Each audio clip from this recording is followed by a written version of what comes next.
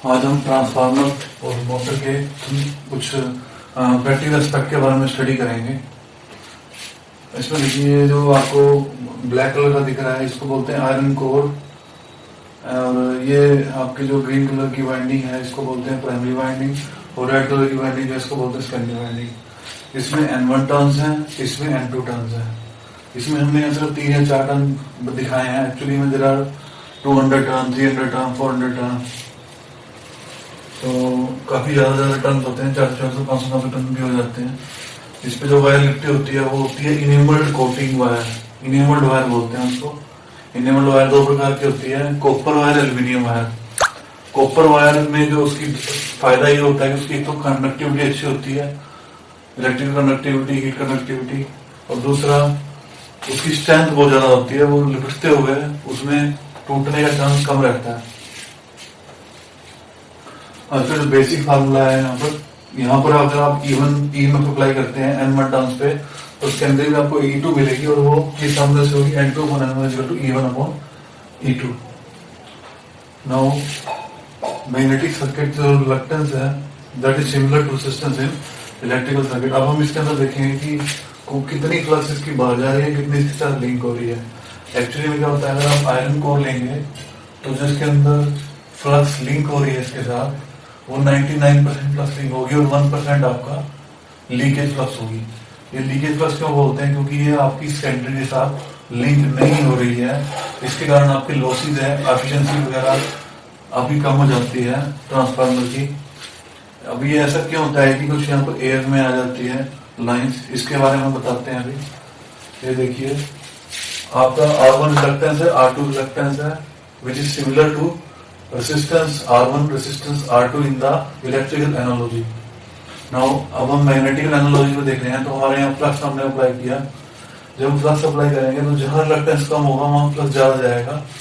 So ∅1 is much greater than ∅2 because R2 जो है आपका वो बहुत ज्यादा है R1 से।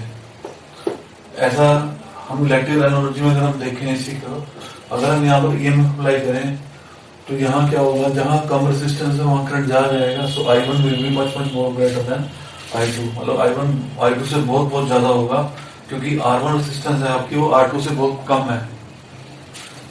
ठीक है, तो जहां R2 रेजिस्टेंस कम है मींस आपका, अगर हम इसको मैग्नेटिक में टर्म्स में बात करें तो इसका मतलब ये है कि आपका रिलक्टेंस जो है वो बहुत कम है R1, और R2 रिलक्टेंस बहुत ज्यादा है। क्योंकि R2 रिलक्टेंस बहुत ज्यादा है इसलिए फ्लक्स जो इसमें ∅2 जो फ्लक्स है वो बहुत कम होगी एज कम्पेयर टू ∅1।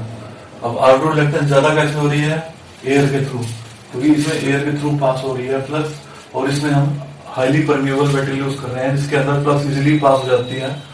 तो इसलिए इसके अंदर 99% अगर हम देखेंगे कि 99% जो लाइन्स हैं वो इसमें लिंक हो जाती हैं। अगर हम इसको ऐसे ही स्टडी करें कि अगर 100 लाइन्स आ रही हैं, 100 में से 99 इसके ऊपर आएंगी, और एक लाइन जो होगी वो आपकी लीक हो जाएगी एयर फ्लक्स के अंदर।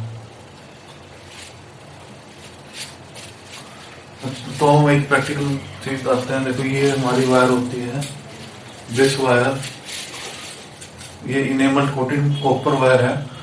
इसकी जो ऊपर कोटिंग हटा देंगे, जब हम इसको लपेटेंगे तो ऐसे ही लपेटा जाएगा।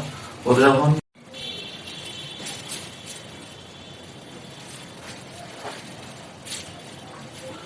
now what is synchronous speed? Synchronous speed is the rotating magnetic field speed at which the magnetic field rotates within the stator.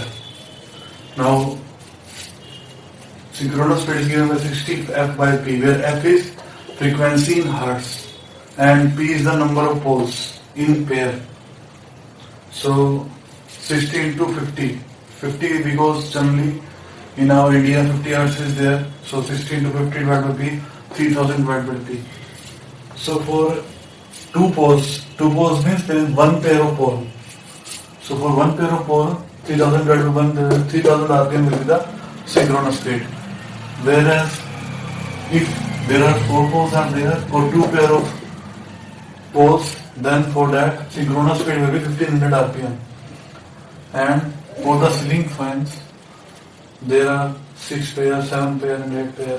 For 6 pair there is a 500 RPM speed.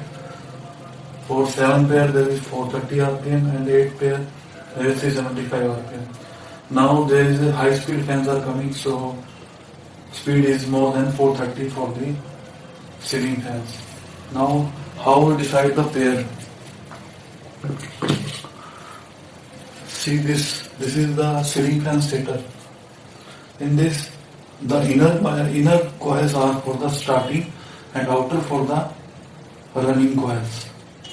If you count from here, 1, 2, 3, 4, 5, 6, 7, 8, 9, 10, 11, 12, 13, 14. So there are the 14 coils are there for the running as well as 14 coils for there for the starting. So this is basically a two-phase motor in which we made two-phase with the help of the capacitor. But it is a single-phase motor. We make it second phase, but it is normally a single-phase motor. Because in our household there is a single-phase supply is coming. Now this wire, this wire is called magnet wire. This is the enameled coating wire, in which so that enameled coating means there is some PVC coating on the wires is there. This is the copper wire. In this copper wire there is enameled coating is there. So it is called enameled wire. This wire is also called the magnet wire. This copper wire can be, this wire can be of copper as well as of aluminium. Aluminium wire हमको बहुत cheap पड़ती है और copper wire बहुत महंगी पड़ती है. But copper wire की जो खूबियाँ ये है कि एक तो उसकी ब्रेकिंग स्ट्रेंथ बहुत ज़्यादा होती है, आसानी से टूटती नहीं हो, और दूसरी इसकी इलेक्ट्रिकल कंडक्टिविटी कम होती है. हमको वायर कम लगेगा कॉपर का for the same volume, not for the same weight. For the weight around 1/3 of the wire of the aluminium is be there.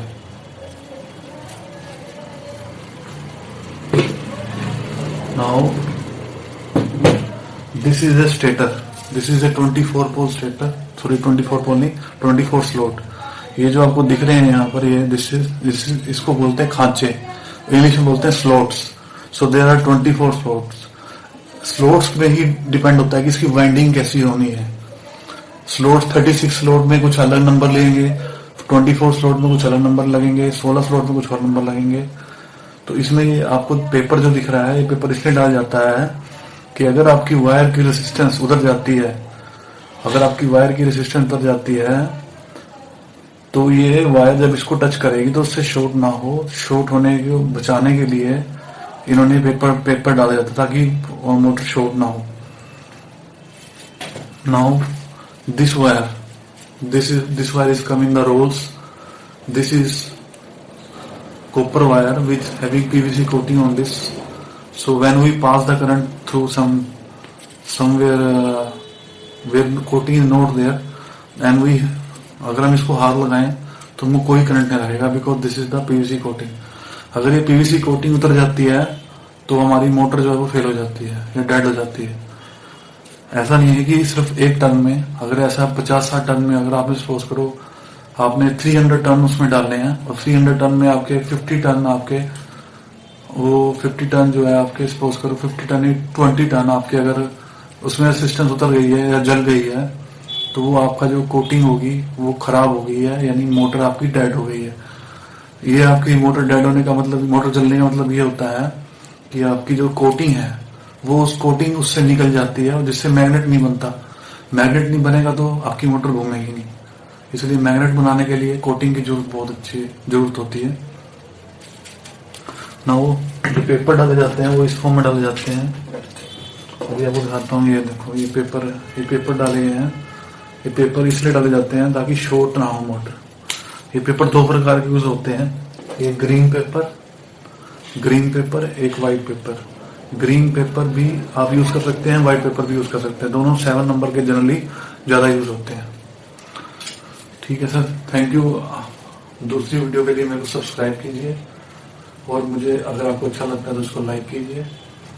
Thank you very much.